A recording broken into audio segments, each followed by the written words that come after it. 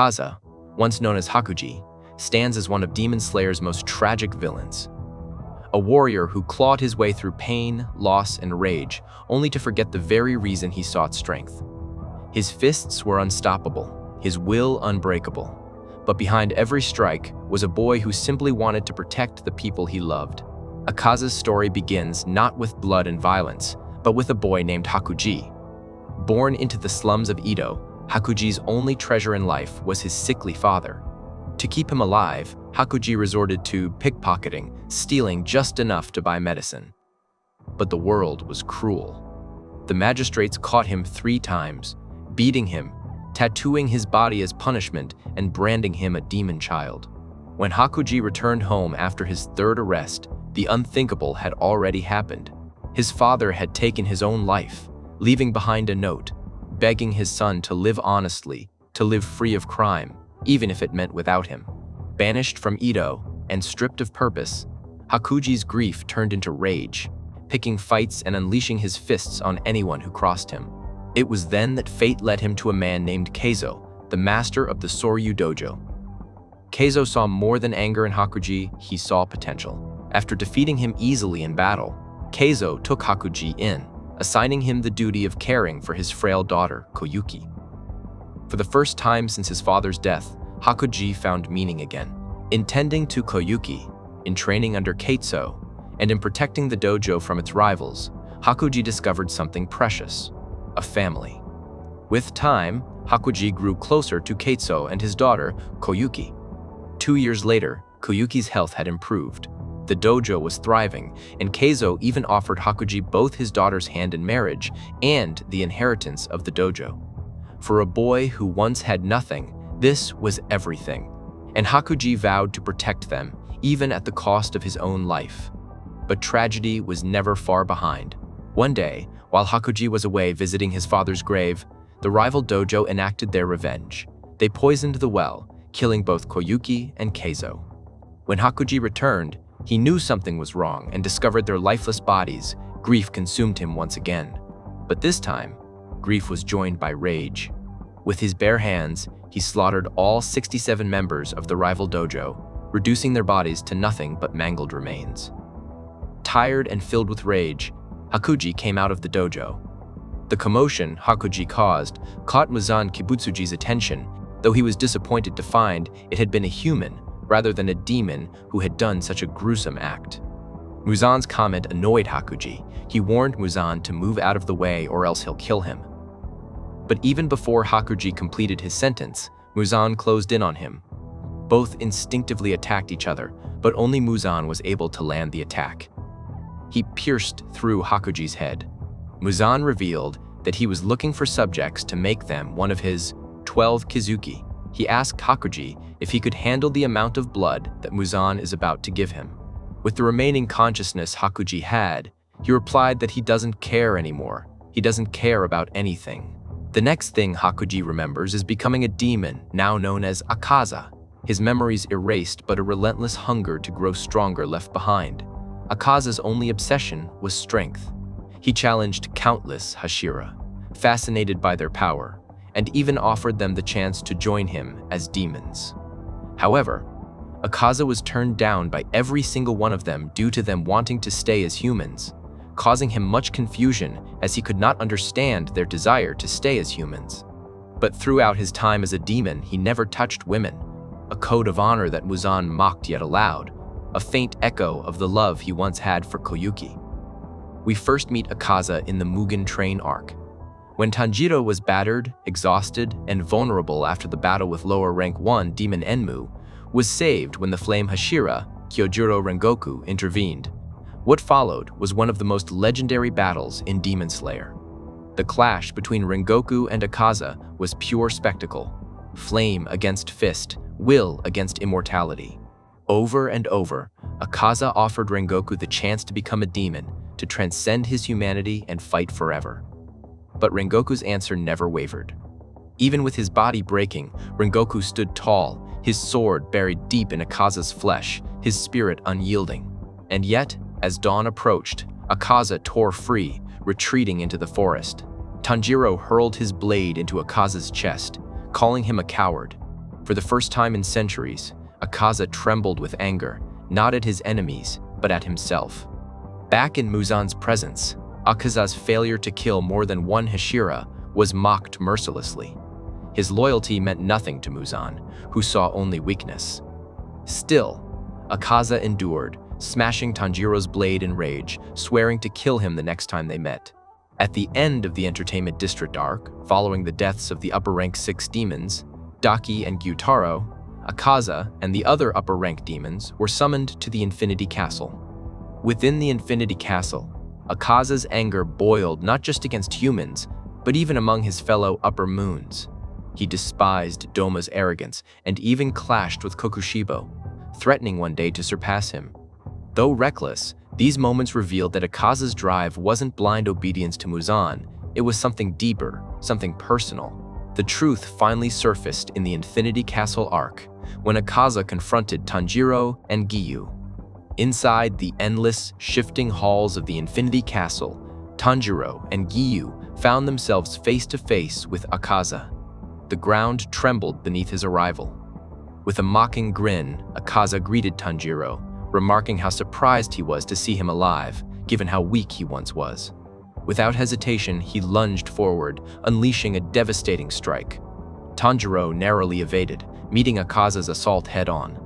The two clashed in a fierce exchange of blows. Tanjiro's sword made contact with Akaza, though his wounds healed instantly. For a moment, Akaza was caught off guard by Tanjiro's growth, admitting that Kyojuro had been right about him not being weak. In response, Akaza released his technique, and the true battle began. Giyu stepped in, his calm composure clashing against Akaza's ferocity. Akaza noted that it had been decades since he had faced a water Hashira of such caliber, marveling at Giyu's unique dead calm technique. Their blades and fists tore through the air, each strike shaking the castle's very foundation. But even with both Tanjiro and Giyu attacking together, Akaza's martial arts and overwhelming speed kept him ahead, countering their every move with brutal precision. At one point, Akaza's kicks hurled Giyu through several walls, leaving Tanjiro to fight alone. Tanjiro pressed forward with renewed determination, his movements sharper, his resolve unwavering. Akaza couldn't help but smile, praising Tanjiro's growth and admitting his delight at fighting someone who continued to improve mid-battle. But when Akaza insulted Rengoku, dismissing his ideals as dumb and celebrating his death, Tanjiro snapped. He shouted back that strength was not meant for cruelty or domination, it was meant to protect the weak. To Akaza, this philosophy was irritating, even unbearable. The demon, who had lived centuries by the law of survival, found himself unsettled. For the first time, Tanjiro's presence irritated him in a way raw strength never had. The fight escalated. Akaza unleashed a flurry of destructive blows, pressing Tanjiro to his limits.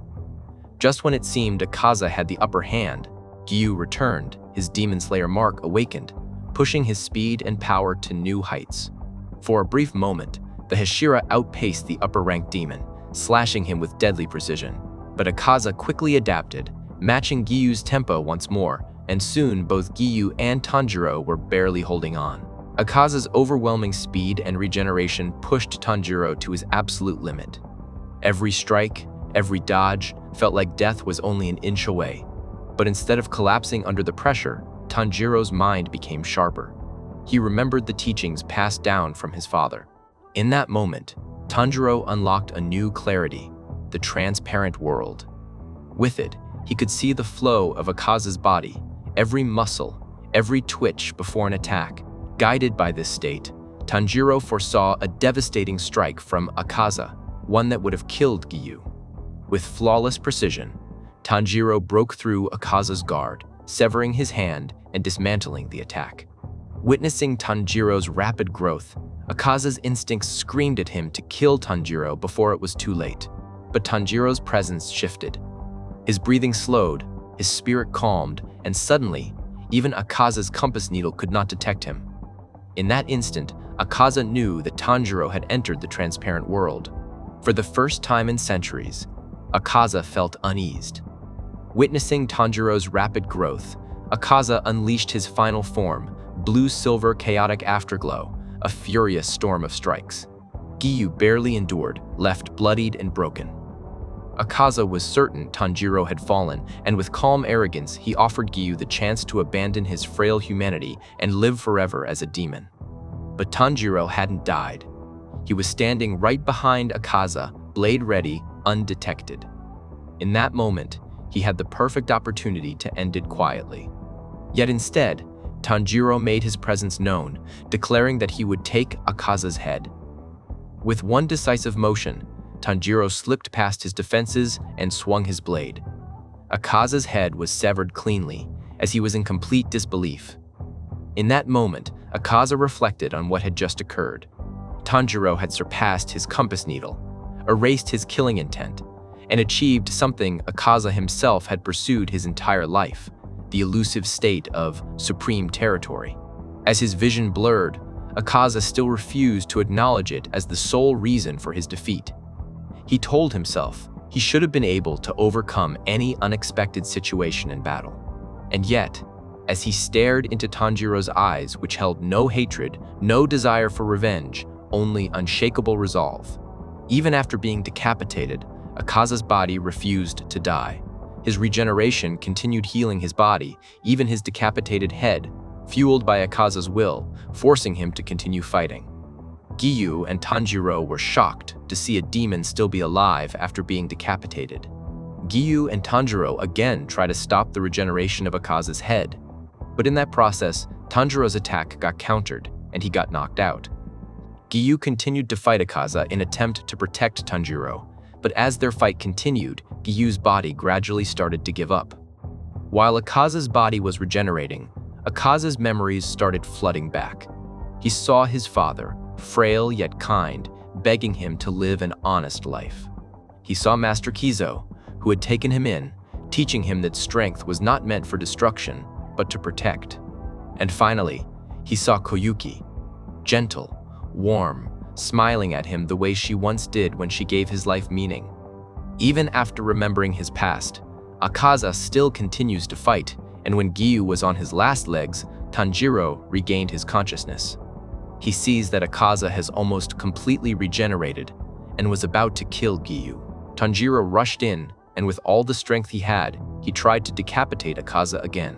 But even before Tanjiro's attack could land, his sword slipped out of his hands. The only thing came to Tanjiro's mind was to punch him, and he did, stunning Akaza momentarily. That punch reminded Akaza of his late master Keizo and his words, "Start over."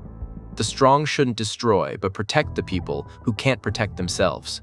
But Akaza still charges his attack to finish off Giyu and Tanjiro, thinking he should kill the weak ones. Even at the face of death, Tanjiro rushed toward Giyu to push him out of attack radius. Looking at Tanjiro risking his life to save Giyu, it changed Akaza's mind. He realized that Tanjiro is the stronger one, and he attacks himself instead.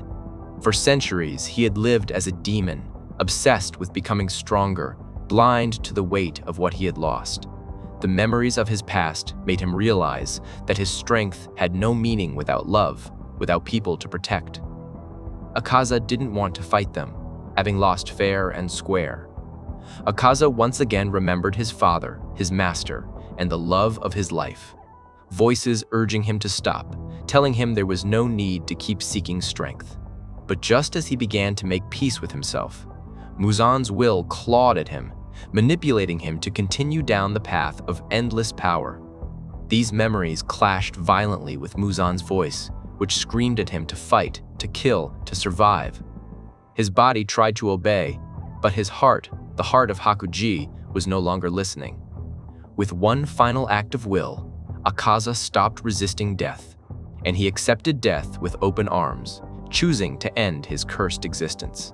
His body began to crumble, but his spirit felt lighter than it ever had.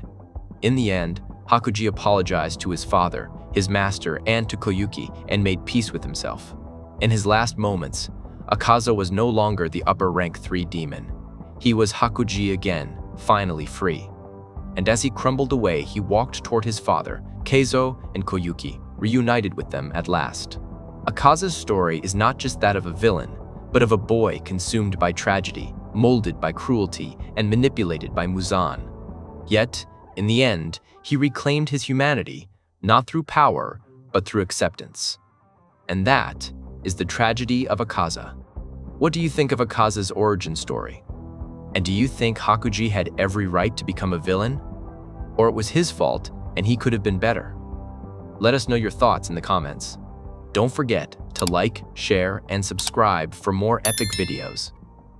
Until next time, stay tuned and stay awesome.